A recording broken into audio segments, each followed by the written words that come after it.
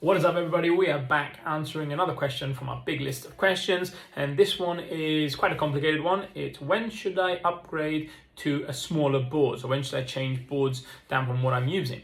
Well, like I said, it's a complicated one because if I haven't seen you ride specifically and see where you're standing, what level you're on, it's very hard to answer this question.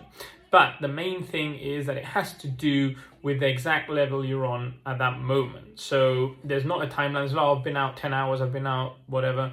It's all about what you are doing at that moment in your riding.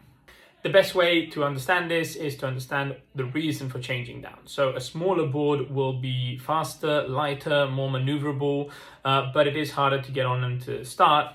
A bigger board is so much more floaty and easy to get on, conserve energy, keep all that energy for what really matters. In that case, you got to think that when should you go for a smaller board? Basically, you should go when you're already riding, jiving, and staying on the board for a longer period of time.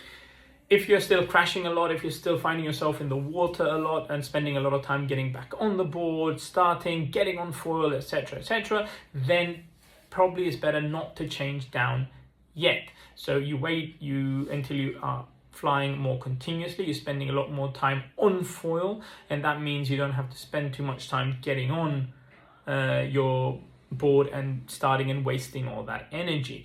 For example, if you're at the period where you're learning jibes, your first turns, and you're crashing every single turn, that's probably not the best time for you to go down to a smaller board.